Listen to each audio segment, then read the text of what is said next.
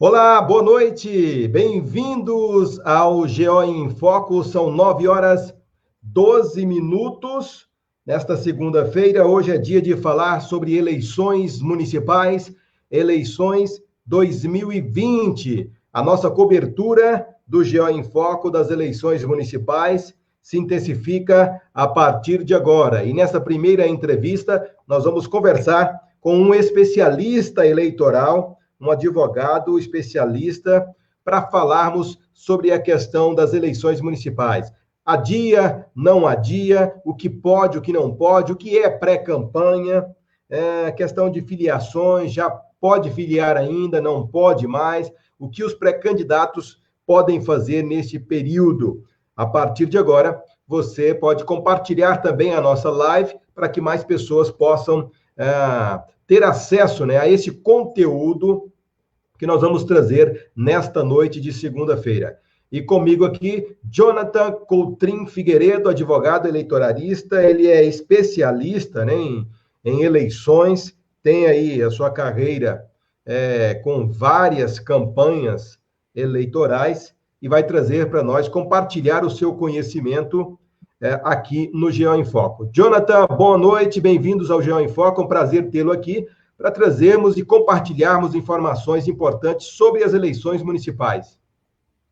Boa noite, Marcos. Obrigado pelo convite aí, de estar aí para debater um pouco sobre eleições, o que pode, o que não pode nessa pré-campanha, alguns problemas que estão ocorrendo com relação a filiações, dupla filiações. Então, vamos debater um pouco sobre esse assunto aí. E tem muita dúvida, né? Antes de falarmos sobre esses detalhes aí, eu já pergunto logo de cara, né? Que é o assunto do momento, né? Vai ter eleição? Vai adiar a eleição? Como é que está isso aí? Inclusive, hoje, eu também tive a oportunidade de participar, e o senhor também, de um congresso do Tribunal Superior Eleitoral, um modelo remoto, né? Online, e onde esse assunto foi praticamente falado em todas as participações. Hoje foi praticamente o dia inteiro, né? Acabou há pouco o Congresso Democracia e Direito Eleitoral. Como você disse, feito totalmente remoto. Se não fosse essa situação que a gente está vivendo hoje, de Covid, teoricamente seria presencialmente lá no TSE, como era antigamente, tradicional, né? Mas por conta dessa situação foi 100% virtual. E aí, um dos assuntos mais comentados é se vai adiar ou não as eleições. E aí surge várias posições, que pode adiar, deve adiar, já está prejudicada. Vai depender muito do contexto que vai chegar próximo ao registro da candidatura. Porque as convenções, elas foram aprovadas que poderá ser feito de forma virtual. Então, se as convenções podem ser de forma virtual, quer dizer, o processo que teoricamente seria afetado já não vai ser mais. Porque se você analisar uma cronologia do processo eleitoral, que ele vai do momento da filiação partidária para concorrer às eleições, 6 meses antes. Depois vem o fechamento do cadastro eleitoral. Depois nós vamos cair já pensando nas eleições, que é as convenções partidárias. Então, o que aconteceu?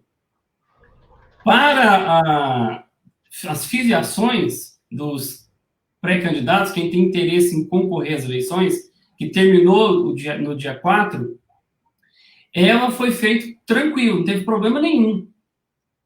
Os partidos alegam, não teve como convencer mais pessoas para ter candidatos, não teve um número suficiente, foi prejudicado. Mas, teoricamente, não, porque foram filiadas várias pessoas. Então, esse não foi um marco para se pensar em adiar as eleições, porque não prejudicou. A não ser que os partidos consigam provar isso para a justiça, que houve prejuízo. Mas, mesmo assim, não é a justiça que vai decidir se vai adiar ou não. Não é a justiça eleitoral. Porque isso tem uma previsão constitucional. E o TSE não pode vir e mudar um calendário eleitoral. Então, os partidos foram prejudicados ou não com relação às filiações partidárias? Primeiro ponto. Teoricamente, não foram. Aí veio o processo de fechamento do cadastro eleitoral, que é o quê? São quem não tem o registro ali de título eleitor, não é eleitor porque não fez 16 anos, então ele pode registrar, deveria procurar a justiça, fazer todo aquele procedimento antigo. Isso foi feito 100% virtual. Então a justiça criou, quer dizer, ela está fazendo o máximo para não ter nenhum problema. Então ela criou para o cidadão que ele, através do aplicativo, ele possa fazer o seu requerimento do seu título, primeiro título. Também criou a possibilidade de mudar, ou seja, eu estou numa zona eleitoral, eu quero mudar para uma outra, posso? Pode, você pelo aplicativo, você pode fazer isso. Então, não houve problema algum, então não houve prejuízo. Mais de 1 milhão de pessoas solicitaram, porque tinham 16 anos, o primeiro registro. Deu certo, funcionou, não houve prejuízo. Então, venceu-se esse segundo momento. Então, nós passamos a filiação, passamos ali o fechamento do cadastro eleitoral. Tudo isso foi tranquilo. Foi diferente, porque teve que ser virtual. As pessoas baixavam o aplicativo ou entravam no site do TRE ou do TSE e simplesmente seguiam o procedimento e, teoricamente, deu tudo certo. Não houve prejuízo. Então, não há motivo para se questionar a mudança de um processo eleitoral. Agora, nós vamos para quê? Para pré-arrecadação, que começa agora dia 15 de maio. Ou seja, o que é isso? Quem quer sair candidato, ou seja, se põe como pré-candidato, antes mesmo de registrar a candidatura, ele já pode começar a receber doações para sua campanha eleitoral futura. É uma inovação que tem para essas eleições.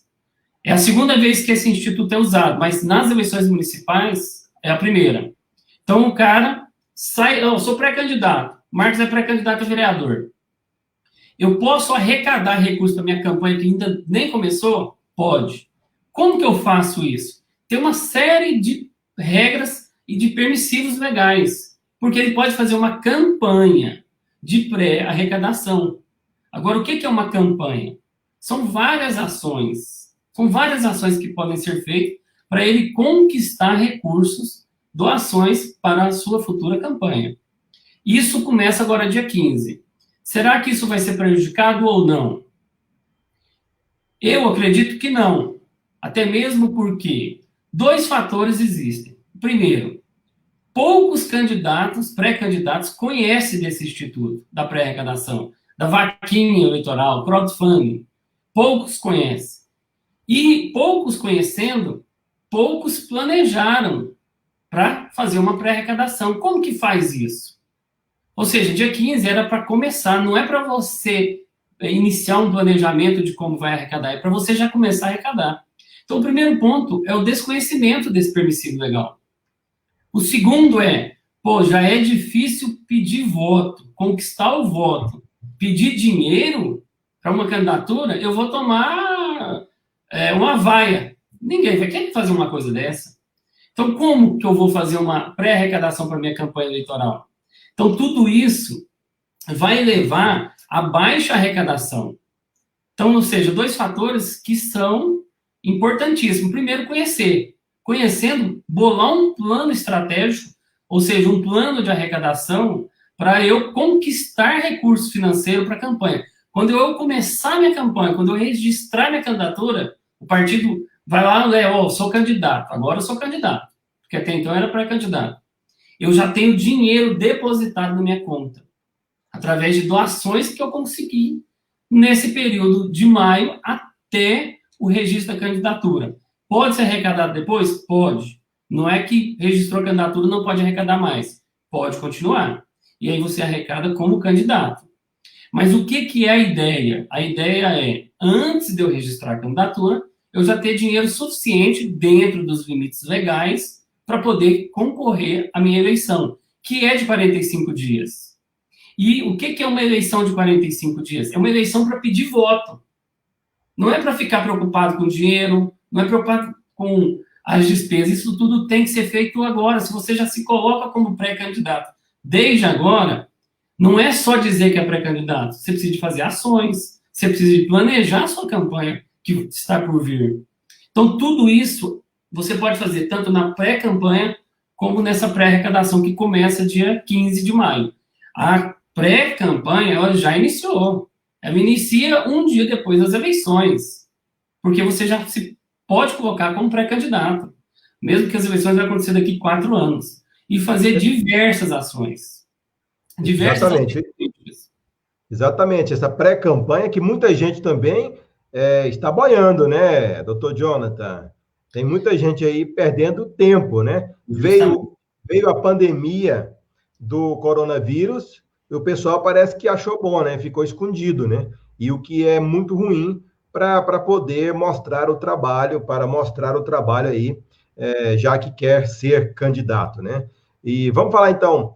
É importante também, voltando aqui na vaquinha, que depois nós não vamos falar mais, esse dinheiro arrecadado agora, a partir do dia 15 de maio, que é na conta da empresa, né? Que o candidato ainda não tem conta, ele tem que contratar uma empresa especializada nisso, né? E depois ele também não pode gastar esse dinheiro agora, não, né? Não, não pode. Ele pode arrecadar. Toda arrecadação que é feita desde agora, por exemplo, você, Marcos, sai candidato a vereador.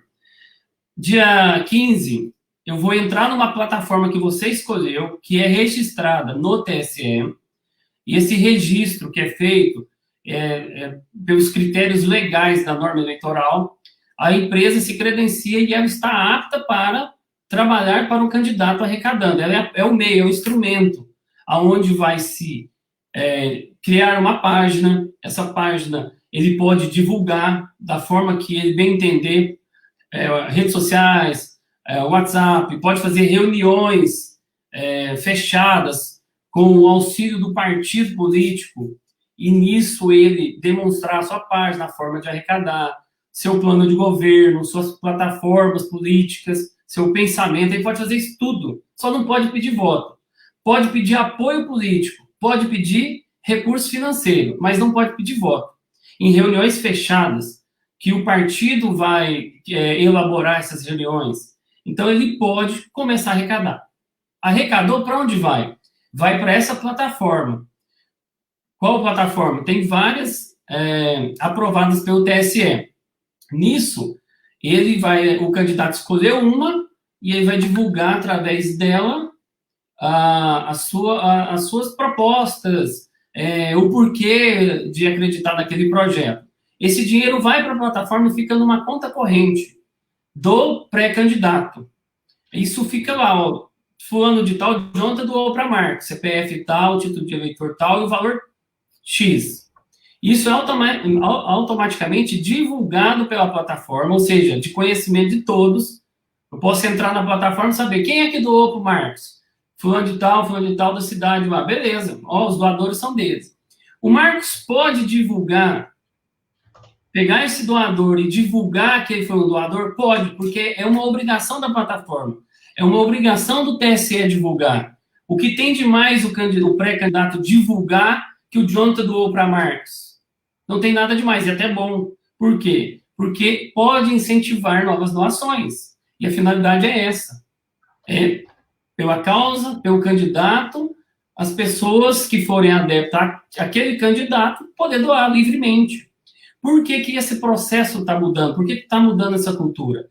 Por causa dos escândalos que aconteceu no Brasil, de Lava Jato, de mensalão, doações de empresa, depois as empresas participavam de licitações, então foi proibido pessoa jurídica participar do processo eleitoral. E aí o que acontece? O que faria o candidato? O candidato só restou 2 fontes iniciais de arrecadação. É ele próprio ou pessoa física. Nós temos os recursos públicos, que é o FEFEC, que é o Fundo Especial para Financiamento da Campanha, e o Fundo Partidário. Mas isso é uma outra história, que a gente deveria marcar uma outra para falar sobre isso, dos riscos, de como conseguir, de como cobrar do partido, tudo isso a gente pode discutir para ele ter uma outra fonte de recurso, só que essa só entra quando ele estiver candidato. Então, eu tenho ali pessoa física e o próprio candidato. O que acontece de novidade para essas eleições? O autofinanciamento, ou seja, aquela situação que o candidato financia 100% de sua campanha, não pode mais, foi proibido. Então, acabou o autofinanciamento. Agora, também é limitado a 10%, mas não 10% do que ele declara para a Receita, mas sim 10% do valor máximo de gasto que pode para aquela candidatura. Por exemplo, candidato a vereador, se ele pode gastar no máximo 10 mil reais, o candidato a vereador só pode doar para si. Ou seja, para o candidato, a pessoa física dele, para o candidato dele, R$1.000, que representa os 10%. E os outros 9 mil, como que ele vai fazer? Ou ele recebe pessoa física, ou recebe do partido. E o partido tem origem pessoa física, ou o Fundo Especial de Financiamento à Campanha, ou do financiamento público do... Fugiu o nome. E ele tem essas fontes de... Fundão, né? Fundão, né? Não, é o Fundo Especial e o Fundo Eleitoral, Fundo Partidário, esse mesmo. Obrigado, Marcos. Está atento. Então, ele tem mais essas duas formas. Então, quer dizer, olha a situação que ficou o candidato. Mas abriu-se um tempo, e esse tempo é hoje, porém, sofrendo essas novas situações, que vai fazer o pré-candidato ter que ele mudar a forma de pensar com relação à campanha eleitoral, porque mudou. Se já era redes sociais, agora ficou muito mais. Um exemplo está aqui, nós dois conversando, e várias pessoas assistindo. O candidato vai ter que fazer isso agora na pré-campanha. Ele vai ter que conversar com as pessoas de forma virtual e convencer elas de que ele tem um projeto político, que as ideias dele estão corretas, porque ele pode fazer isso. Então, se ele pode fazer isso, agora é o momento ideal, principalmente para a situação. Como que vai ser feito as reuniões que eram, principalmente no interior, é muito comum, vou tomar um café na casa de fulano e tal e falar sobre política. Agora, tem a restrição, porque você não vai sair como saía antes, fazendo reunião com 30, 40 pessoas. Agora, no máximo, são reuniões individuais e à distância. Então, vai aumentar a quantidade de reuniões, porém com um público menor. Isso é uma saída. A outra é mais virtual. E tudo isso pensando em arrecadar recursos para iniciar a campanha eleitoral com dinheiro já em caixa, para ele pensar uma campanha para pedir voto, divulgar a proposta. Porque se ele ficar preocupado, dinheiro, paga isso, cabo eleitoral. Cabo eleitoral vai ser como antes? Bandeirinha na rua? Teoricamente, não. Hoje não seria. Cabo eleitoral seria virtual, entregar posts, entregar as propostas no WhatsApp, entregar nas redes sociais. Então, mudou o tipo de cabo eleitoral. Não é mais o de balançar a bandeirinha na esquina. Olha, tudo isso precisa ser pensado para essas eleições. Porque, se você analisar bem, a justiça está julgando processos de forma virtual. Ou seja, decidindo a vida das pessoas. O legislativo está fazendo leis de forma virtual. Por que eu não posso fazer convenção? Posso. Sabendo que é mais pro forma do que uma convenção em si. Por que eu não posso fazer uma campanha praticamente virtual? Pode. Nós tivemos um exemplo, claro que é fora da curva, que foi o nosso presidente, Jair Bolsonaro, que foi campanha praticamente 100% internet, depois do incidente que aconteceu com ele da facada. Não teve mais o contato direto com as pessoas, e tudo foi feito de forma virtual. Então, os pré-candidatos, tanto prefeito como vereadores, vão ter que aceitar isso agora, e não perder tempo. Porque, Marcos, é impossível você chegar numa campanha de 45 dias, que não é 45, é menos, porque você tem o prazo de registro, até sair o CNPJ, abrir a conta bancária, mandar fazer material, no mínimo 10 dias se foi. Por quê? Deixa para fazer a convenção no último dia. Então, dia 5 de agosto, último dia da convenção, finaliza ali. Aí tem até o dia 10 para fazer o registro. O partido não entrega dia 5. Ele vai entregar só dia 10, então já foram quantos dias? Foram 5. Aí sai o CNPJ, manda fazer as artes, manda produzir o material, já perdeu. Agora, eu vou divulgar uma candidatura que ninguém conhece nesse período, não vai dar certo. Vai ser muito mais difícil. Né? Não vai ter o efeito, não vão conseguir levar mensagem para todas as pessoas. Então, isso demonstra a importância da pré-campanha e da pré-arrecadação, porque, além de você tentar conseguir recursos para sua futura campanha, você pode fazer várias ações. Você pode divulgar na internet suas propostas, você pode ir nos programas de rádio, desde que dê tratamento igualitário, você pode fazer reuniões com pessoas através do partido, principalmente, Marcos, se tiver custo. Porque se você observar o que aconteceu recentemente, nós tivemos no Mato Grosso do Sul uma senadora que era conhecida como a juíza Moro. Por quê? Ela era mão pesada nas decisões dela. Foi uma juíza muito forte, muito conhecida no Estado. O que ela se tornou? Senadora da República. Isso ela foi eleita em 2018. Hoje ela não tem mais o mandato dela, foi cassada. Agora, uma juíza que conhece de leis e foi cassada, sabe por quê? Por causa de prestação de contas, porque efetuou gastos na pré-campanha sem a devida contabilização. Aí você me pergunta, mas como que eu vou declarar na pré-campanha? Você não declara. Você, pessoa física, não. Você, pré-candidato, não declara. Mas o partido, sim. E aí que é o X da questão. Os atos de promoção da pré-candidatura têm que ser custeados pelo partido. Então, se eu vou fazer um evento, e o evento é grande, para divulgar quem são os pré-candidatos de determinado partido, ali teve custo. Se teve custo, o partido tem que declarar. Não declara, deixa para lá, você entra no risco. E aí eu trago lembrança o caso da senadora do Mato Grosso, onde ela foi cassada, um dos motivos foi esse. Não, você não precisa declarar não, que isso não vai acontecer nada. Vai contar com a sorte?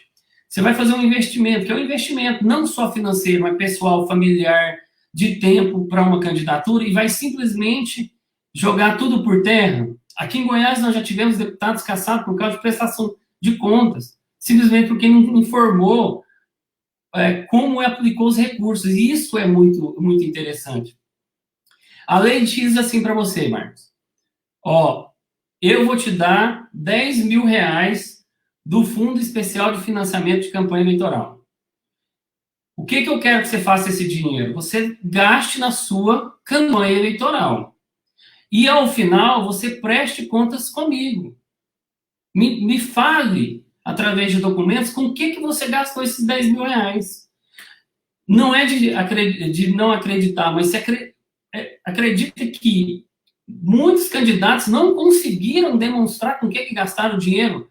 E aí, o cuidado com esse dinheiro tem que ser enorme, porque não é um dinheiro do bolso, não é um dinheiro de um doador comum, pessoa física, mas é um dinheiro captado através de impostos. São recursos públicos aplicados em campanha eleitoral. Então, por conta disso, o cuidado que o candidato, o partido tem que ter é muito maior. E isso isso dá restituição do dinheiro. Nós tivemos mais de R$1 milhão da campanha de 2018, de devoluções de candidatos eleitos e não eleitos terem que devolver o dinheiro para a União, porque não provaram para a Justiça como eles gastaram aquele dinheiro. Quer dizer, teoricamente é muito simples. Eu te dou um recurso, digo com o que você pode gastar e depois você presta conta para mim. Então, nesse tempo, que é simples, só que curto, você tem um monte de problemas. Então, você precisa entrar numa pré-campanha, numa campanha eleitoral bem estruturado, com pessoas boas ao seu lado, acreditando na sua campanha eleitoral, e da forma que você está entrando, você tem que sair dela em dezembro, porque não acaba no dia 4 de outubro, acaba uma fase, a fase de você divulgar sua candidatura, conquistar voto e ser eleito. E daí inicia uma nova, que é prestar conta de tudo que você fez na campanha. Feito isso, prestou conta até novembro, julgou até dezembro, vai para a última fase, que é a diplomação. E não diploma só quem foi eleito, diploma também os suplentes. E não significa que não foi eleito que eu posso virar as costas. E isso acontece demais. Onde perdi a eleição, estou com um problema financeiro, entro em depressão, esquece isso para lá. Depois vai vir a fatura. Não prestou conta, o partido não presta conta, você não fica de olho na sua prestação de contas, depois julga não prestado. Você não pode ser mais candidato. Você não pode mais emitir um passaporte. Tem uma série de fatores negativos que surgem. O candidato... Depois ele vai ser candidato novamente. No início ele emburra, né? No início ele emburra, fica chateado e tal. Larga para lá. Depois ele resolve ser candidato, está tudo enrolado e aí não consegue, né? Marcos, eu recebo ligações diárias sobre isso. Campanhas que o partido, a justiça não me avisou. Só que ele assina uma procuração, quando ele faz o registro, ele assina uma procuração para acompanhar a prestação de contas, tanto com o advogado e ter o contador. Quer dizer, quando ele faz isso, a justiça vai tratar com o advogado, com o contador. Não vai a justiça lá atrás do pré-candidato falar, presta conta aqui. Não, ela vai publicar no mural, intimar, vai fazer dessa forma. A forma que tem que ser feito. Então, o candidato tem que se preocupar. Porque ele tem que sair como ele entrou bem, sem processo, sem nada. Por que ele vai sair diferente? Então, ele tem que se preocupar com isso. Porque não é simplesmente entrar numa campanha, de qualquer jeito. Não é. Já foi o tempo disso. As coisas mudaram. E mudam diariamente. Nós temos julgados todos os dias. E aí vai, como você acompanhou hoje no Congresso do TSE. São posições. Então, eu entendo que é assim, o outro entende que é assim. Então, é muito sensível. E isso, o candidato que decide, que chama a família, que convence a família de ser candidato, esse processo acaba em dezembro. Não acaba com o dia da eleição. Acaba uma fase. Porque o processo eleitoral é de fases. Tem ali o prazo de filiação partidária para ser candidato. Chegou aquele dia, filiou, beleza, passou. Isso não acontece mais. Tem como, eu filio agora tem como filiar para ser candidato? Tem, para a próxima eleição. Porque para essa, já não tem como. São processos escalonados. Então, filia, por exemplo, agora tem, essa semana, o início da pré-arrecadação. O momento de arrecadar agora. Mas nas eleições de 2018, eu vi o candidato registrar, contratar a plataforma para ir conseguir recurso. Mas agora não é a hora de fazer isso. Você já tinha que ter feito. Agora é hora de pedir voto. De convencer as pessoas pedindo voto. Porque você não pode fazer isso na pré-campanha. Você pode pedir apoio político, doações, mas voto não. Se você pedir voto, for provado, caracterizou que você fez isso, significa que você pode incorrer numa multa eleitoral. E as multas são altas. Multa que seria de propaganda extemporânea ou propaganda antecipada. Se você pedir voto, vote em mim para candidato tal, da cidade tal, você cometeu uma irregularidade. Mas você pode ir num programa de rádio, pode fazer um streaming, como a gente está fazendo agora, e apresentar propostas, projetos, opiniões políticas, pedir o apoio e também pedir doação. Entrem lá na minha plataforma, o endereço é esse, lá você tem mais detalhes das minhas propostas, tem quem sou eu, e você pode doar qualquer valor, R$5, R$10, 50, limitado a R$1.064. É o limite máximo, a plataforma não aceita mais. Por quê? Porque é um limite de segurança para ficar entre 10% dos valores declarados ou dos valores isentos. Então, é uma faixa de segurança. E até mesmo porque o objetivo é vaquinha. Não é um candidato que pode doar 10 mil e doar 10 mil. Não é essa a figura da pré-arrecadação. A figura principal da pré-arrecadação, além, claro, de arrecadar dinheiro, é o envolvimento daquelas pessoas que acreditam naquele projeto político e possam contribuir com ele. Além de futuramente votar, declarar o apoio desde logo e também efetuar essa doação. Então, são fatos e atos importantes que os pré-candidatos têm que correr atrás. E correr atrás de quem? Vou falar com o advogado? Sim, mas o partido que ele filia está ali e ele tem que orientar. Ele tem que ver sobre as contas bancárias, ele tem que ver como é que vai ser a distribuição do dinheiro do fundo partidário e do fundo eleitoral. Ele pode se informar, o partido tem que fazer isso para ele. Ele tem que fazer desde agora. O partido é a mola que impulsiona e que apoia as pré-candidaturas, tanto de vereador como prefeito. Não pode dormir no ponto de jeito nenhum.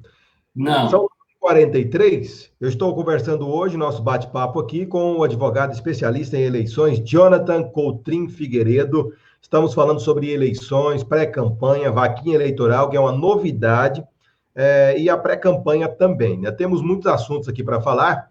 Eu quero agradecer você que está acompanhando a nossa live, assistindo. Peço que compartilhe também. Deixa eu só cumprimentar aqui. Roberto Queiroz.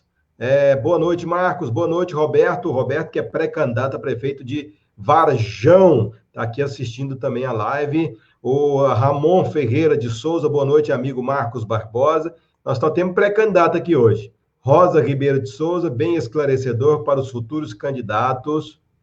Márcio Claudino. E via online, né? Eu não entendi aqui. E é via online, né, o Márcio Claudino? Exatamente. O Rosenval Lima, aqui a Camila Maria, boa noite, boa noite. Deixa eu pegar aqui mais comentários. O Valdir Ribeiro comentou, o certo era nem ter eleições. O Valdir já está bem radical aqui. A Vitória Oliveira, live importante, esclarecendo dúvidas dos eleitores e candidatos. Um abração para você, Vitória. Ei, Vitória. Aqui também, Adriano Barbosa, de Três Lagoas, Mato Grosso do Sul, na audiência. Rodrigo Justino, tá difícil ser um candidato. Todos que você vai conversar sobre política, as pessoas mesmo ensinam a um candidato. Não é fácil não, Rodrigo, mas com planejamento, tudo aí vai dar certo. Verusca Ribeiro, doutor Jonathan, excelente advogado eleitoral. O Adriano também que falou do Mato Grosso. Sônia Pureza, Palmeiras de Goiás, está aqui com a gente também. O Regis Andrade, e não ter essa tal política. Marcos, com sua competência e fontes, tem uns áudios circulando agora em grupos de WhatsApp sobre novos casos de Covid-19 em Palmeiras. Tá certo, Regis, já recebi, vou checar. Vamos terminar o nosso assunto aqui sobre o nosso assunto, tema principal, eleições 2020, eleições municipais, já está rolando aí. Você que não está trabalhando ainda, está perdendo tempo. Márcio Claudino, parabéns, Marcos, sempre trazendo conhecimento para os internautas. Aqui está aqui o Rodrigo Justino, né, já falamos aqui. Só corrigindo aqui o Adriano, lembrando que a senadora Selma Arruda é de Mato Grosso. Ramon, boa noite, amigo presidente municipal republicano, Joamar Rodrigues. Lucélia, tão sério como a prestação de contas, são a compra de voto. No nosso município, essa prática tem sido corriqueira, infelizmente. Vamos pegar esse gancho da Lucélia aqui, Jonathan. Compra de votos. Esse é um assunto sério e perigoso, né? Esse assunto, toda eleição, ele é o ponto principal, que é, juridicamente falando, é captação ilícita de sufrágio, que é a popular compra de voto. Isso, de fato, é uma ilegalidade que ainda existe. Muitos candidatos sabem que é proibido, mas entendem como necessário para se ganhar uma eleição. E aí entra uma questão que é muito importante. A sociedade, ela fiscaliza o processo eleitoral. Só que só existe a compra de voto porque o eleitor aceita receber, mas então quem é o eleitor? Então, a primeira educação tem que ser, por exemplo, o primeiro ensinamento tem que ser para nós eleitores, e termos consciência que é muito mais caro para ele, isso para o eleitor, aceitar uma cesta básica, um botijão, pagar uma energia, e depois viver por 4 anos com uma pessoa que, teoricamente, é corrupta já do processo eleitoral. Então, quer dizer, parece que é um benefício momentâneo ganhar uma cesta básica, só que traz um prejuízo muito maior. Então, a consciência, primeiro, se eu chego em você, ô Márcio, eu sou candidato, Você vota em mim, eu te dou uma cesta básica. Você tem que me denunciar. Você tem que me denunciar por estar fazendo isso. E não aceitar. E nem aceitar aquela história. Eu pego e depois não voto. Isso também não está certo. Também não está certo. E aí é um ponto muito interessante que eu sempre falo. Nós somos um bebê pensando em democracia. E para a gente atingir uma democracia, vidas custaram. Se você pegar a história, que somente rico escolhia quem governava. Depois conseguiu-se que todo mundo, quando se coloca o voto obrigatório, não é obrigando a pessoa a votar. Não é esse o caráter.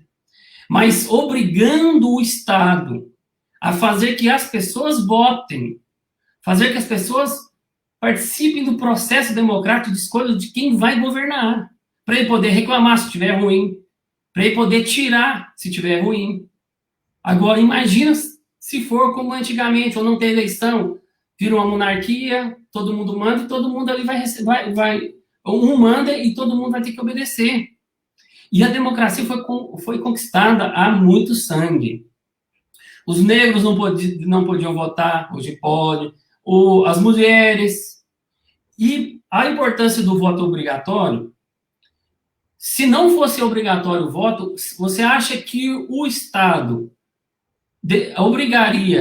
teria essa obrigação de colocar uma urna eletrônica para o preso provisório votar? Não, está preso, precisa de voto, não, deixa para lá. Não, porque o voto obrigatório tem que garantir o preso provisório de votar. Senão o Estado está cometendo uma irregularidade com a sociedade. O Estado está ferindo a democracia quando ele não garante o direito de votar. É o direito de votar e uma obrigação de votar. E votar não é escolher o A ou o B. É ir na urna e dizer, não concordo nem com um nem com o outro, voto branco. Para mim, nenhum dos dois serve, voto nulo. Isso é uma expressão do que você está achando do processo político. Isso faz parte. Isso é bom, é saudável. Isso precisa ser praticado por anos. Então, é importante que tenha eleições, com frequência, eleições de tudo, participação da população, porque foi caro para a gente conquistar essa democracia, esse direito de votar, de escolher quem é o prefeito, quem é o vereador. Só que nós precisamos levar isso mais a sério, escolher mais, analisar mais quem são os candidatos, e escolher sempre o melhor, e não o que fez o melhor favor, como é comum. Então, quem vai governar melhor minha cidade? Quem são os vereadores que vão fazer bons projetos? Tudo isso a gente precisa levar em consideração, porque aí nós teremos boas pessoas na comunidade e bons gestores. Todo brasileiro reclama, o Brasil não presta. Pô, mas o Brasil é o melhor país do mundo. Agora, o que a gente está fazendo com ele? Qual o valor que a gente está dando para ele? Tudo isso tem que ser pontuado. Então, é importante que a democracia continue, o direito de escolha, eleições regulares. O pluripartidarismo é importante, apesar que ele vai cair por terra. Já existem projetos de leis que estão em trâmite na Câmara que vai ser distrital misto, ou seja, não tem mais a forma que existe hoje da escolha proporcional. Não tem mais, não vai ter. Essas eleições, sim. Mas para as próximas vão ser diferentes. Você vota em determinados nomes e é aquele nome que vai, como se fosse majoritário. E uma outra parte é partidária, por isso misto. Isso ainda está em discussão, mas vai mudar. Mas essas mudanças é para garantir a democracia, isso é importante, a escolha, a participação. Por isso, esse envolvimento, desde a doação, depois poder reclamar, protestar, você não fez o que deveria fazer. Marcos, é importante olhar a plataforma, as propostas, hoje, que o cara apresenta, o candidato apresenta, e cobrar, ter ela como um livro de cabeceira. A proposta está aqui, eu acreditei em você.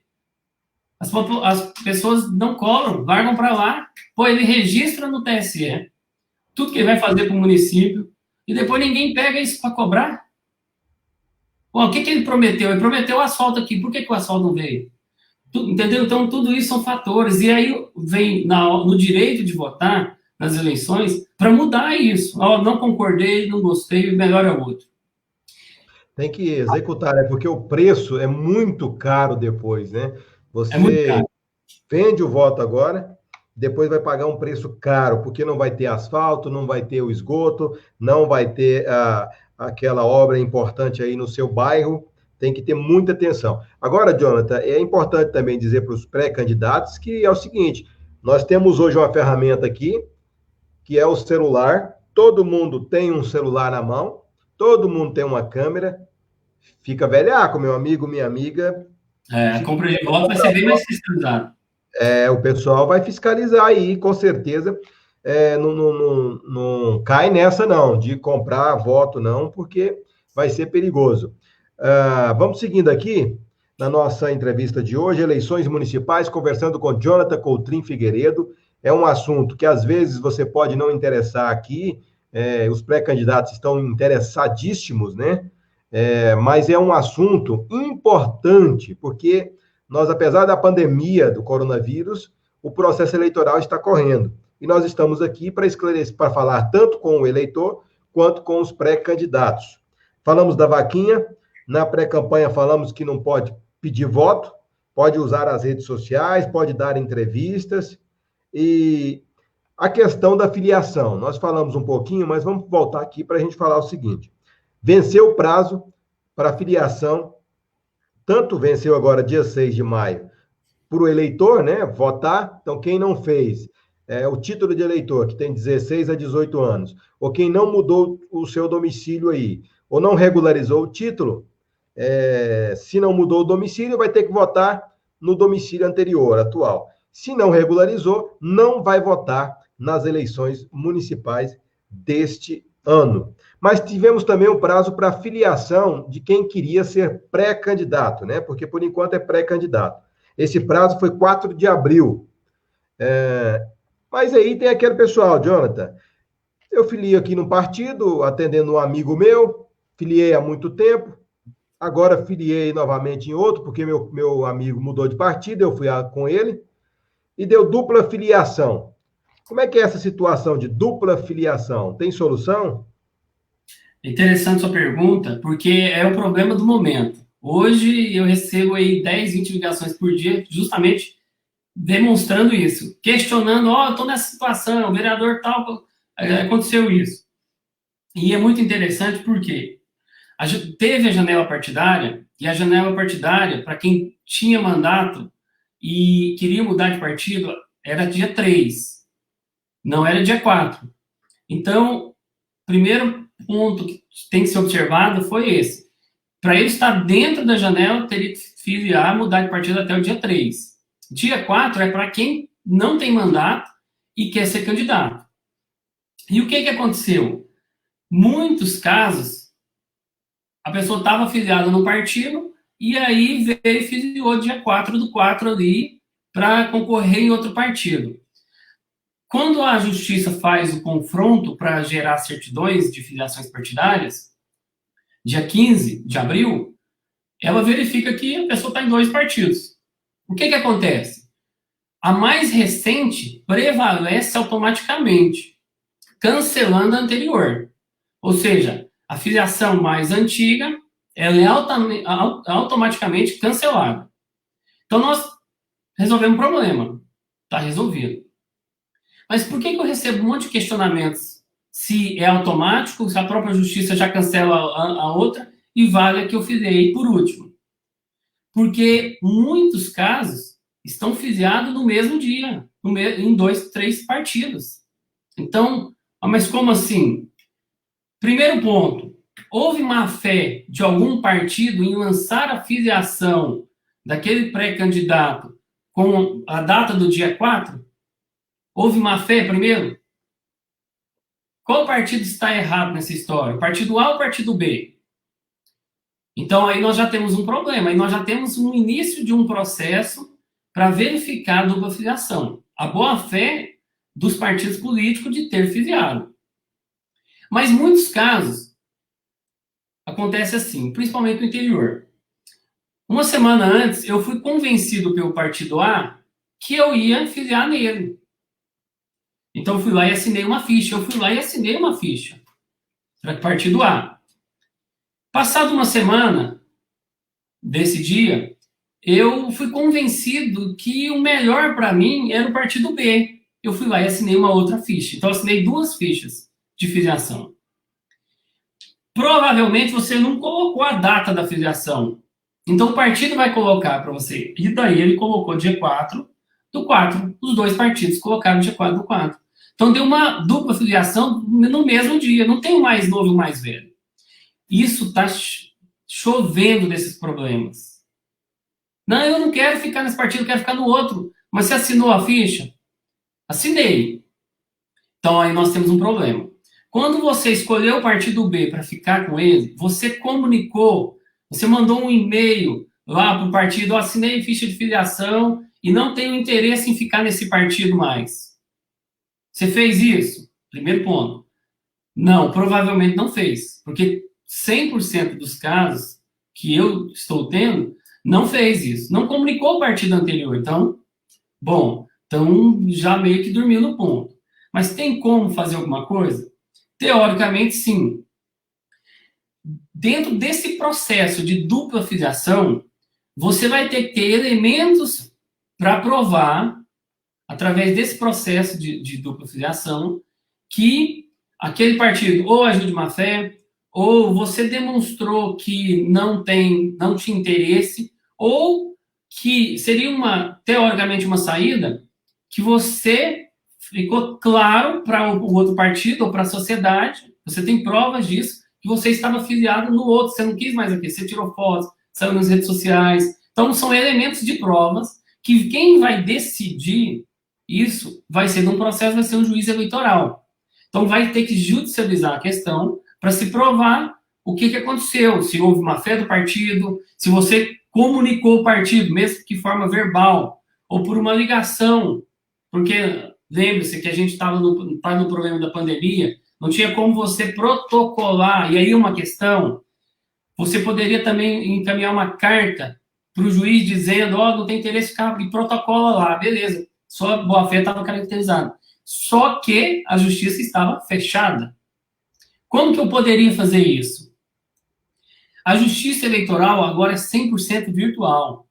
Tudo é protocolado através do PJE, um projeto, uma plataforma virtual que o processo circula. Então, eu posso protocolar por lá. Só que para protocolar pela plataforma, pelo PJE, é só advogado. Então, eu teria que procurar um advogado para garantir um direito de petição. Então, já começa a surgir problemas que vão ser resolvidos num processo de dupla filiação. Então, esses casos que acontecem de filiação em 2 partidos, 2, 3 partidos, com a mesma data, vai se tornar um processo. Porque a justiça não vai cancelar, vai ficar com as duas. Agora, se uma mais antiga e uma mais nova, permanece a mais nova. Está resolvido o problema. Só que o fato hoje é isso. Todos os dias eu recebo ligações questionando: o que eu faço, doutor? Estou filiado em 2 partidos, o povo lá agiu de má fé comigo, falei que eu não queria ficar, assinei a ficha. Então, se torna um processo para se discutir isso. E esse processo pode demorar aí de 30, 60 dias para se... Por quê? Porque tem que ouvir os 2 partidos, os partidos têm prazo para se justificar, a própria pessoa, que é o pré-candidato, tem que peticionar ali dizendo a situação que aconteceu. Então, tudo isso vai demandar um certo tempo. Já gera uma instabilidade para aquela candidatura. Então, tudo isso tem que ser observado dentro de um processo legal. A lista atualizada com o nome dos filiados já está disponível no site do TSE, né? Já. E se porventura o nome não aparecer, por exemplo, hoje teve um bafafá danado aí, o caso do vice-prefeito de Palmeiras, né? O nome dele não consta nessa lista atualizada do TSE. E como é que funciona isso? Quer dizer, pode ainda estar sendo atualizado? O jurídico tem que entrar em ação de imediato? Como é que fica? Tem que entrar, tanto o partido como o próprio candidato, o pré-candidato. Ele tem que acionar a justiça dizendo o fato que ocorreu. Eu filiei, tá aqui, eu tenho fotos, você tem meios de provas que você filiou. Aí o partido, por algum erro, algum fato, alguma circunstância, que errou. Ele causou o erro. Então, aí você vai provar e o partido pode anuir, não, de fato, nós tivemos problema com o lançamento, isso. Mas, internamente, ele está filiado. E a filiação é deferida internamente. Na Justiça Eleitoral, é uma comunicação para dar conhecimento que você está filiado. Ó, tem uma certidão aqui da Justiça dizendo, ó, que eu estou filiado do partido A ou B. Mas as regras de filiação é do partido. Então, se ele consegue comprovar isso, ele tem que acionar a Justiça, entrar com direito de petição e, ó, eu filiei tal dia no partido tal, mas por desídia, descuido, alguma coisa no partido tal, ele não fez, ele não lançou. Porque, pelo exemplo que você está me citando, porque ela está interna, a submissão é automática. Por que não foi? Ah, deu um erro. Outros membros do partido, vamos anunciar aqui e falar claramente, né? O vice-prefeito Ailton Terra Nova, nesta segunda-feira, nós recebemos a informação, checamos junto ao site do TSE, e o nome dele não consta na lista dos filiados do Democratas. E também ele não consta mais no PSDB, que era o partido antigo dele, ou seja, ele está sem partido. Mas ele garantiu, nós falamos com ele, que tinha filiado, inclusive outros membros do partido novatos estão na lista atualizada, ou seja, os nomes apareceram na lista, e esse foi o caso, o fato de hoje. Então, quer dizer, ele não está em nenhum partido no site do TSE. A certidão dele dá que ele não está filiado. É isso. Então, mas olha só, ele estava no partido. Por que não no anterior? Por que ele não está mais? Porque ele foi lá e pediu para sair? Ele foi lá, o partido tirou espontaneamente? Então, o que aconteceu? Ou foi devido a uma dupla filiação, algum fato? Ou foi, de fato, um erro, uma desídia, que a norma fala, do partido, não tomou os cuidados necessários. Então, tudo isso precisa ser verificado. Se verifica através de um processo, e esse processo vai dizer. Aí o juiz pode, através de uma lista especial, ele fazer a filiação. O juiz ordena que para o próprio órgão, né, para a justiça, para a própria zona, que ele tem o direito, sim, de estar filiado, que comprovou que foi um erro do partido, algum descuido, alguma má-fé, pode ter má-fé também nessa história. Então, vai do caso. Tá certo. Vamos aqui para a gente, faltam poucos minutos para a gente completar uma hora aqui. Sirlene Dias, boa noite, boa noite. Mário Tintas, boa noite, amigo, boa noite. Aqui o Lucas Amorim. Marcos, quando é que eu posso manifestar minha pré-candidatura nas redes sociais? Olha aí, Jonathan. Desde já. Eu sempre falo, um dia depois, quando acaba a eleição. Se você quisesse colocar como pré-candidato, você entrou numa pré-candidatura. Não tem ano eleitoral, é a qualquer momento. Agora, já tem que estar fazendo. E essa semana, dia 15, você já pode ter uma campanha de pré-arrecadação, de arrecadar recursos. Que para isso você precisa de um monte de ações, você pode fazer um monte de ações. Tem lá na Lei 9.504, artigo 36A, ele coloca lá claramente lá tudo que você pode fazer. Então tá ali, só não pode pedir voto.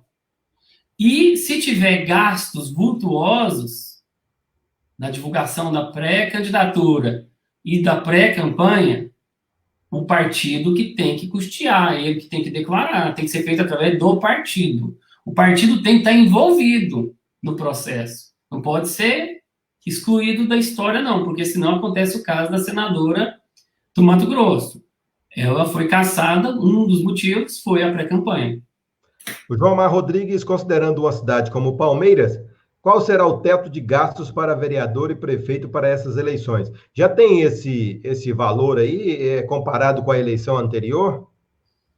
Ele é divulgado todo ano eleitoral, o fundamento não é muito lógico, porque você vê Anápolis, na campanha de 2016, R$400 mil, que era o limite de gasto do prefeito, quer dizer, não paga nem a produtora, vamos supor. E aí você pegaria Rio Verde, você pegaria Lusiana, R$1.800.000. Totalmente. Só para um exemplo. Então, a regra não tem muita lógica. Por quê? Porque baseou-se na prestação de contas que a maior conta prestada em 2012. Pegou-se a maior e essa maior se tornou o limite, só fez correção. E agora é a mesma coisa. Então, agora é o limite de gasto da eleição de 2016 corrigido. Aí, eu não lembro de cabeça, mas eu posso olhar, ou você também depois colocar nos comentários, pode ser mais de 115 mil para prefeito. Eu não sei, mas eu acredito que é mais de 115 mil. O gasto para a campanha eleitoral. E para vereador, eu também não sei, eu acredito que deve ser uns 15, 20 mil reais no máximo para a cidade. Tem que olhar o limite, sai no registro de candidatura, e também o TSE divulga, através do site do TSE, os limites para o município. Então, só observar, o partido tem essa obrigação de informar, desde a convenção, ele tem que informar os limites de gasto, e tem que estar controlando isso aí. Na próxima entrevista, a gente já traz essas informações também. Se o TSE já tiver divulgado, se não tiver, a gente faz uma média aí, pelo menos para falar quanto que foi.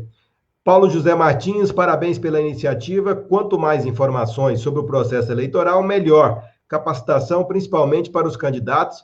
Importante a participação de todos no processo democrático de direito. O prefeito aqui de Paraúna participando também com a gente aqui, viu, Jonathan? Andressa Landim, dando aqui os parabéns. A Rosa Ribeiro, muitas dúvidas estão sendo esclarecidas. Parabéns, GO em Foco. Rosemi, como é feita a conta da sobra de voto para vereador? Esse aqui é uma confusão, né, Jonathan? É uma confusão e agora mudou.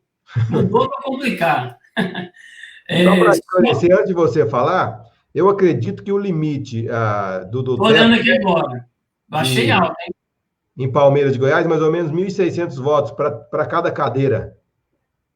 Ah, tá, entendi. Mas olha só sobre o limite de gasto. Estou olhando aqui. Sim. Vando Vitor, né? Foi eleito. Isso. O limite de gastos foram... Olha só como a regra não tem lógica. Eu tinha dito antes que a Anápolis era 400 e poucos mil reais. Lembra? Uhum. É inacreditável. 483 mil reais é o limite de gasto de Palmeiras. Olha como é alto. Comparado... Então, nós vamos... Capaz que vai ser em torno de uns 500 mil, então. Porque tem a correção, mais ou menos. Olha como é alto o limite de gasto. Então, quer dizer, o prefeito, o candidato a prefeito, pode tirar do bolso só 50 mil. Só 50 mil. Não pode se autofinanciar. Quer ver? Eu vou pegar o exemplo, se me permitir. 214 mil foi o valor de receita da campanha do prefeito Vando Vitor. Então, esse foi a receita dele. Ó, o maior doador doou 40 mil. Regimar, João Santana Campos, 40 mil. Vando Vitor, 31 mil. Então, aqui você já verifica tudo no site TSE, quem são os doadores e como foi. E o limite de Palmeiras é alto, comparado ao número de eleitores. E a questão da pergunta, Marcos, é importante esclarecer, porque é uma inovação para essas eleições. O que mudou e que vai afetar? O coeficiente eleitoral, que é aquele que pega o número de votos válidos da eleição e divide pelas cadeiras. Você tem o coeficiente eleitoral. Ali, antigamente, era um ponto de corte. Os partidos que atingem em coligação ou isolado, eles, teoricamente, se reuniam para disputar o coeficiente partidário ou a sobra de cadeira. Então, os partidos... Vamos supor que tivesse 4 partidos aí, com candidatos, para atingir o coeficiente na regra antiga, somente 2 atingiu. Então, as cadeiras eram distribuídas para os 2. Os outros 2 que não atingiu, não entram na discussão da sobra da cadeira. Não pegaria nenhuma. E o que mudou agora? Mudou que todo partido que concorre à eleição, mesmo que não atingiu o coeficiente eleitoral, ele participa do coeficiente partidário. Então, no exemplo que eu estava citando, os outros 2 partidos sentam à mesa para... E aí, quantas cadeiras sobraram? Sobraram 4 cadeiras. Opa, então vamos ver quem tem mais voto agora. A cadeira número... Vamos supor que seja 9 e 5 foram pelo coeficiente eleitoral. Vamos disputar 4. A cadeira número 5, qual partido teve mais votos? Ah, partido A, a cadeira é sua. E agora, a cadeira número 7, qual partido teve mais votos? Foi o primeiro, o D, que não fez nenhuma. Ah, então aí ele teve mais votos. Pega a cadeira número 7 para ele. Então, as sobras, não tem mais esse ponto de corte para os partidos. Não tem mais. Todos os partidos que participam da eleição concorrem com a sobra de cadeiras. Isso muda um pouco a regra do jogo para saber quem é que vai ser eleito e quem que não vai. Porque, por exemplo, vamos supor que o partido C e o ponto de corte seja 2.000 votos e ele atingiu 1.800. Na regra antiga, ele não pegava. Tchau. E aí, você vai olhar, mas quem teve muito voto naquele partido? Só teve um candidato com 1.800 votos e ele não foi eleito. E nos outros, com 800.000 votos, foi eleito. Era injusto. Com essa mudança, a chance desse partido, com esse candidato, levar uma cadeira é muito grande. Aumentou a chance. Por quê? Porque ele entra para discutir a sobra de cadeiras. Mesmo que não atingiu, e grande parte das cadeiras conquistadas para a Câmara não era conquistado, primeiro, por um partido isolado. Por isso da coligação. Segundo ponto, que é importante, não se conquistava todas as cadeiras pelo coeficiente eleitoral, mas sim pelo coeficiente partidário. A maior parte das cadeiras são conquistadas no coeficiente partidário. Qual partido teve mais votos? E como que o partido teve mais votos? É os votos de legenda, mais os votos que aqueles candidatos daquele partido obtiveram na eleição. Então, aí, quem teve mais votos? Junto daquele partido. Só que antes era coligação. Agora mudou. Agora não tem mais coligação. O partido tem que se virar nos 30. Ou seja, ele vai ter que correr atrás e ter votos. Não tem como contar com mais partidos. Por isso que, se você observar, a formação dos partidos agora foram totalmente diferentes. Antigamente era 10, 20 partidos com um candidato a prefeito e 10, 20 com outro. Agora não. Ele está com, no máximo, 3 ou 4. Não tem aquilo lá. Ele estruturou bem aqueles partidos, colocou bons candidatos, distribuiu. Não colocou só vereador no partido. Distribuiu para equilibrar o partido para conquistar o maior número de cadeiras possível. Então, isso tudo já é efeito dessa mudança que teve na legislação eleitoral e vai ser aplicada para essas eleições. Então, é importante estudar isso junto ao partido. Agora, meio que não tem como fazer muita coisa, porque o prazo de filiação se foi. Então, ele está naquele partido, vai lá que ele vai ter que disputar. Agora vai ter que aguentar. Tem mais um prefeito aqui com a gente, o Kelson Souza Vilarinho, doutor Jonathan, o melhor advogado eleitoral do Sudoeste goiano, olha aí. O prefeitão lá. Todo mundo ligado. O Paulinho Vitana também, eu vi ali. Cachoeira Alta, né, o Kelson? É isso? O Kelson tem aparecido bem lá na região. Esse tema, né, de sobra, de quantas cadeiras o partido vai fazer, ele é delicado, ele é mais complexo, ele requer até na outra entrevista, a gente pode até separar um trechinho para a gente detalhar melhor, porque o pessoal vai ficar muito curioso com essa parte. Dá para pegar cidades, dá para a gente combinar de fazer cidades. Vamos simular uma cidade, igual você disse ali antes. Vamos pegar Palmeiras, vamos pegar cidades ali de região e vamos simular como que seria ali, baseando nas informações da última eleição. Paraúna, temos muita gente lá, Jandaia, Palminal, Paraúna, Catarina. Um abraço para o Paulinho, para o Kelson, que eu estou vendo aqui nas mensagens. Isso. Nós ultrapassamos o nosso tempo aqui, tem muito assunto para falar, mas não adianta, né, Jonathan, ficar... Tem que fracionar, a gente pode encontrar mais vezes. Vamos marcar mais vezes, que a partir de agora a gente abre esse espaço, porque os pré-candidatos precisam desse suporte, desse apoio também. Eles ficam, às vezes, sem o apoio necessário e, às vezes, na correria do dia a dia, acaba não acompanhando todas as mudanças, todas as novidades. O que é importante saber primeira coisa, se você é pré-candidato, vai ao site do TSE e faça a leitura da legislação. Sem ler a legislação, sem saber pelo menos o básico, a sua campanha, a sua pré-campanha, ela vai ser complicada. Então, a primeira coisa, leia a legislação, a 9.504/97, de lá para cá sofreu diversas atualizações, tem a resolução também da eleição deste ano, tem o calendário eleitoral, por exemplo, as convenções, 20 de junho a 5/8. Isso. 20 de julho. Um mês, né? 20 de julho. E agora com a chance de fazer virtual, né?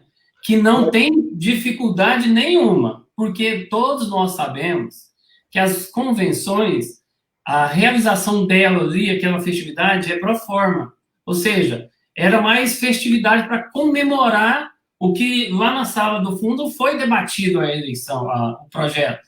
Foi debatido na pré-campanha, porque uma das coisas que pode ser feito agora é justamente isso, o partido reunir com pessoas, ali com filiados, com pré-candidatos, com pessoas que acreditam naquele projeto, determinado partido, determinado pré-candidato, e vai se apresentar o quê? Plataforma e quem já são eles. Então, quando chegar as convenções, antigamente era aquela briga de coligações. Ó, o partido não existe mais. Então, não tem mais aquele acirramento, não vai ter mais aquilo. Tem as comemorações, soltar fogos, reunir, fazer as faixas, tem. Isso a gente vai ver se vai chegar. Ou seja, se vai voltar à normalidade. Se não, não tem problema em fazer tudo isso pela internet. Transmitindo isso para os meios de comunicação partidário. Colocar banners e encaminhar para os filiados daquele partido. Por isso a importância de ter um banco de dados. E uma das coisas importantes para hoje, eleitoral, para quem vai ser candidato, tudo é importante, mas uma questão muito nova que teve, o partido pode requerer para a Justiça Eleitoral as informações cadastrais daqueles filiados dele. Ou seja, já não tem o telefone de quem... Porque você pega a lista, você só tem o nome e o título. Agora você pode requerer para a Justiça Eleitoral informações complementares. O número do telefone, o endereço, e fazer o quê? Iniciar um trabalho com aquele filiado. Ou seja, com quem está naquele partido, entende aquela ideologia partidária. Então já pode fazer isso, desde agora. Mobilizar o filiado. Vai mobilizar o filiado, né? É um ótimo... Ele vai ser o cabo eleitoral. Porque o cabo eleitoral agora vai ter que ter o cabo eleitoral virtual, que é o que vai disseminar aqueles projetos, aquelas plataformas, aquelas ideias, as suas opiniões nas redes sociais. Vai se contratar pessoas para fazer esse trabalho. Só que tem que se tomar um cuidado, porque a legislação proíbe contratação de pessoas para falar mal. Você não pode contratar um batalhão. Aí você comete uma irregularidade. Mas e para divulgar as minhas ações? Porque eu posso pagar o Facebook agora, e uma outra questão que os candidatos têm que ficar atentos, que agora eles podem gastar dinheiro para impulsionar as suas propostas, as suas páginas no período eleitoral. Pois você tocou num assunto aí interessante, que é novidade. No início, você falou que as despesas, os custos da pré-campanha e de eventos da pré-campanha, o partido teria que pagar. Isso. O Facebook, quer dizer, eu sou pré-candidato, ou você é pré-candidato, tem um Facebook, está ali, vai fazer uma proposta, ou vai se apresentar como pré-candidato. Vamos iniciar aqui. Primeira postagem, anunciando, um vídeo anunciando que é pré-candidato. Ele vai lá no Facebook, paga por Facebook e jogar para mais pessoas dentro da cidade dele. Que também não adianta jogar para cidade fora, não. Vai perder dinheiro. O voto é na sua cidade, então escolha a sua cidade. Quem vai pagar isso? Ele pode pagar do bolso dele? Não, não pode. Porque os custos têm que ser pelo partido. O partido é que vai fazer. Por quê? Porque o partido consegue declarar. Tudo que é permitido na eleição é permitido na pré-campanha, com exceção de pedir voto. Na pré-campanha, eu posso colocar um outdoor? Na campanha eu posso? Não posso. Então, na pré-campanha, não posso. A regra que está se adotando é isso. Eu posso fazer tudo o que é permitido na campanha eleitoral, menos pedir voto. Na campanha eu posso impulsionar? Posso. E na pré-campanha? Também. Mas aí vem um problema. Quem é que vai pagar o custo? Porque tem um custo. Seguindo novamente o caso lá da senadora do Mato Grosso, o que acontece? O partido tem que fazer esse custo, porque ele é o único que consegue declarar aquela despesa e ser transparente com a Justiça Eleitoral e falar, ó, gastei R$5.000 com impulsionamento de parte dos meus pré-candidatos, tanto a prefeito como vereadores. Beleza, tá declarado, tá certinho. O seu impulsionamento pediu voto, como que foi isso? Foi uma divulgação de um programa de rádio que eu participei. Ou eu estou aqui com o Marcos, você pode convidar os pré-candidatos e discutir ideias e propostas, e esse vídeo, posso fazer recortes e divulgar ele? Pode, sem problema nenhum. Eu posso fazer na campanha, posso fazer na pré-campanha, desde que não tenha pedido voto, e se eu efetuar o gasto, o partido é que tem que fazer isso. Essa é o X da questão. Tem que ficar muito atento. E o partido, agora tem muito partido que não tem dinheiro ainda, né, Jonathan? Não tem, mas os partidos, aí entra em uma outra questão. Os partidos estão regulares, porque hoje em dia não é mais só fazer lá, sou dono do partido. Não é isso mais. Precisa estar regular na Receita Federal, precisa estar regular na própria Justiça Eleitoral, os dois com prestações de contas, que o partido é obrigado a prestar conta, mesmo que zerado. Estou tudo certo. Aí vamos lá na questão bancária. Eu tenho as contas bancárias abertas, conta bancária que vai receber dinheiro dos meus filiados. Então, se eu efetuar esse gasto, eu tenho que usar recurso da fonte que é doações dos filiados ao partido. Então, ele faz a doação, faz o recibo, vai lá, beleza, doei para o partido. O partido pega isso e faz o gasto lá que achava por necessário. Desde sede, gasto com internet, páginas e tudo mais. Então, o partido que vai custear isso. Mas aí, qual conta bancária? A conta bancária exclusiva para receber doações. Se ele receber doações de pessoa física, não é uma conta. Tem doações dos filiados, que é outros recursos, que é tecnicamente falando. Depois eu tenho uma conta bancária para dinheiro para aplicar em campanha das mulheres, que tem regra também. Não é só os 30% de vagas, mas também a aplicação do recurso. Se o partido recebe doações, ele é obrigado a gastar 30% com as mulheres. Para facilitar, usa uma conta específica para isso. E daí vem fundo partidário, outra conta. Vem fundo especial de financiamento da campanha, outra conta. Então, teoricamente, são 5 contas bancárias que o partido tem que ter para movimentar cada tipo de recurso, para ficar claro para a justiça e próprio eleitor poder fiscalizar, porque você pode ter o acesso a fiscalizar essas contas bancárias através dos balanços. Então, o partido hoje, ele precisa estar bem estruturado, até mesmo para estar orientando os seus pré-candidatos e fazendo ações em conjunto.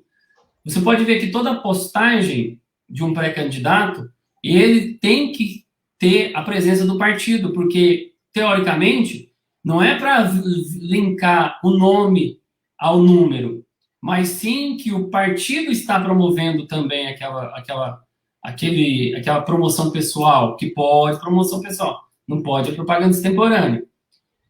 Divulgando o quê? Propostas, posições políticas, atos partidários que foram realizados para os convencionais, para os próprios filiados. O partido lá tem 10 mil filiados. Beleza, a cidade tem 20 mil eleitores. Metade está no partido. Eu posso divulgar para os 10 mil? Ué, tranquilamente, são filiados.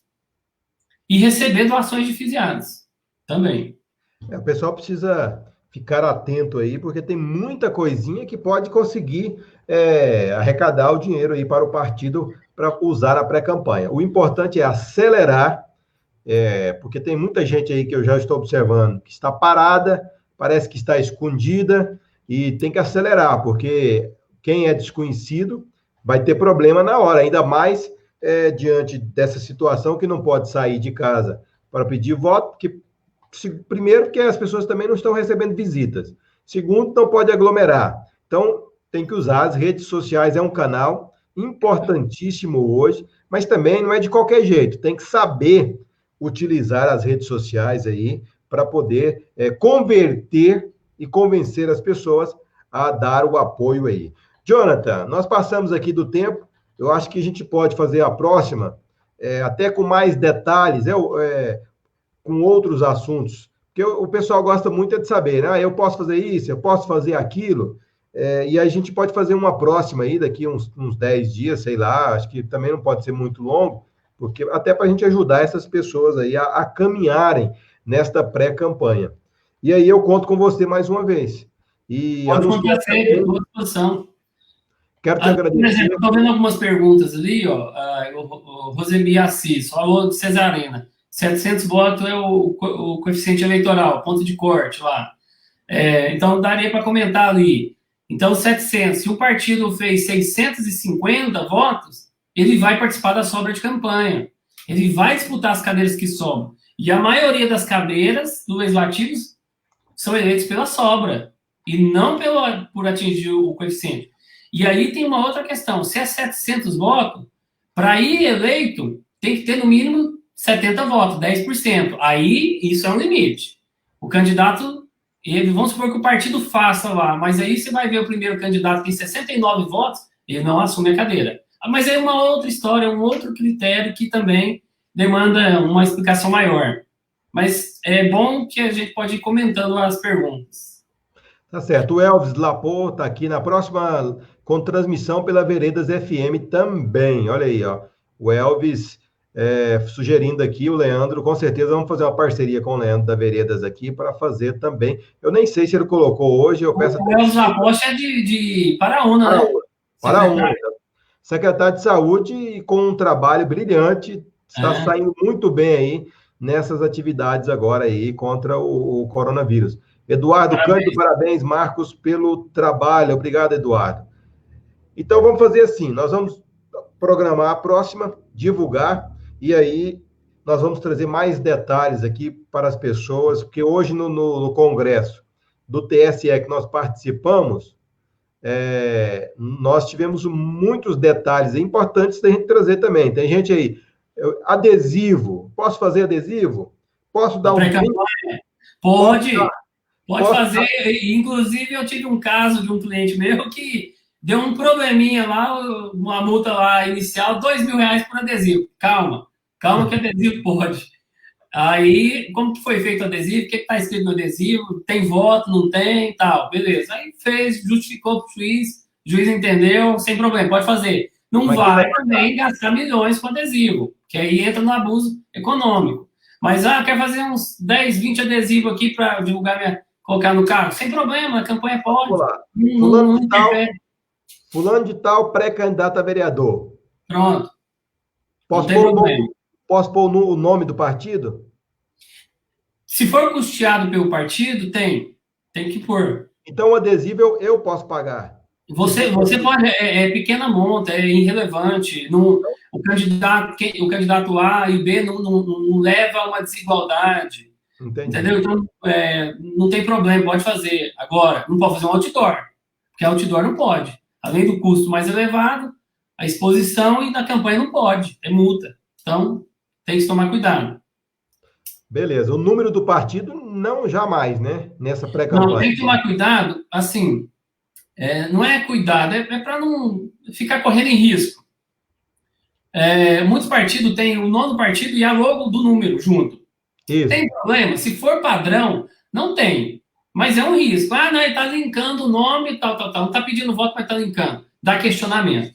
Ele tem que defender, justificar para o juiz lá numa defesa que não é assim, que é permitido, que ele fez por conta própria, ou um eleitor simpatizante fez e abusou, colocou o nome pequenininho ali, colocou o número grandão, foi um eleitor que não tomou cuidado. Então, tudo isso, entendeu? Faça algo ponderado. E uma das coisas importantes é a questão do adesivo. O que pesa mais hoje? Um adesivo, 50 adesivos numa cidade ou posts diários no Facebook, no WhatsApp, no Instagram, em todas as redes sociais. O que pesa mais? O que é mais relevante? São 50 adesivos da cidade, num carro, ou posts de redes sociais. Claro que são posts. Adesivo, você tem 50 carros ali. Post você tem o limite. Qual o limite? A cidade inteira. Todo mundo que tem. O cara tem um banco de dados de 1.000 nomes, 1.500 nomes, 2.000 nomes para mandar para todos. Então, quer dizer, são pesos. Mas muito obrigado. Peraí, já que você esticou, vamos para o último aqui. Já que citou esse exemplo aí do adesivo, né? O Abel a granel. Existe um limite de valor para o patrocínios na web, Facebook, Instagram, que aí entra o que você disse agora há pouco, né? Quer dizer, pequena monta e também o valor. Se é um partido fazendo para candidatos, ou se tem abuso econômico, né? E tem um limite ou não? Limite não. Limite é a razão, é razoável. Não caracterizar um abuso. Vou colocar 100 mil reais lá no Facebook, aproveitar. Abusou, né? Abuso econômico. Agora, o partido vai gastar R$1.000 com os pré-candidatos a vereadores e vai gastar 5 mil com o candidato a prefeito para fazer uma divulgação de alguma coisa que esteja nos padrões legais, permitindo. Beleza. Não pode ter medo. A gente está numa situação que até a situação faz a gente usar mais redes sociais. Contratar uma plataforma para reuniões.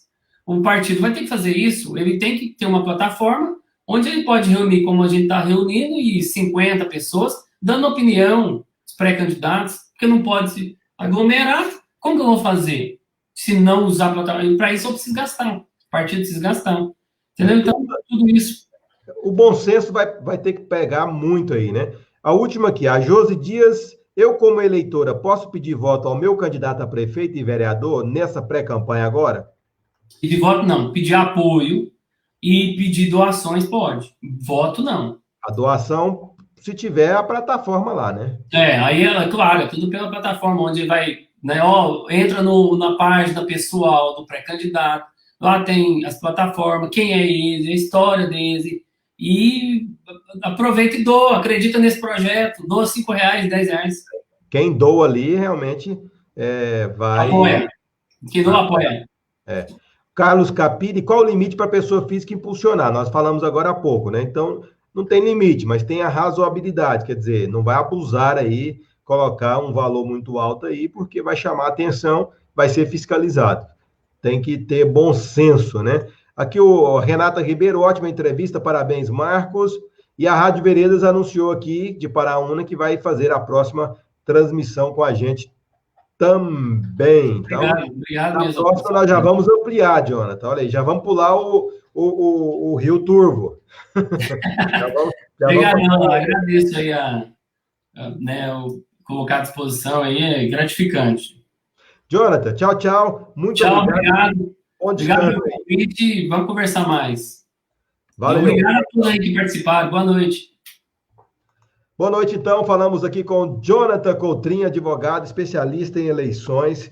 O assunto vai só rendendo, vai só crescendo, mas agora, a partir de agora, é isso, né? Cada um querendo tirar dúvidas, querendo esclarecer também, principalmente os pré-candidatos, né? Mas é importante a gente dividir aqui e colocar o meio termo, né? Tanto para o eleitor, também para o candidato, né? O pré-candidato. Tá aqui a Rosemi, marca outra entrevista, vamos marcar, viu, Rosemi? O Josuel aqui perguntou qual a punição para um pré-candidato quando ele usa de má fé para filiar alguém, mesmo sabendo que ele não quer.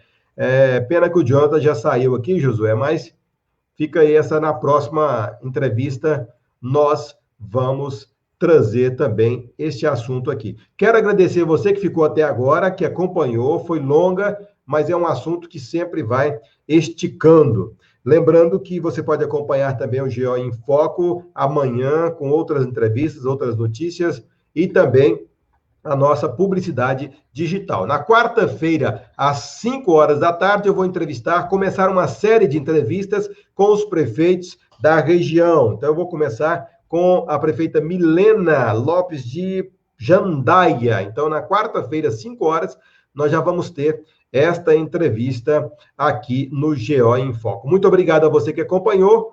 Boa noite e até mais. Lembre-se de compartilhar aí para que mais pessoas possam acompanhar este conteúdo. Tchau, tchau, pessoal!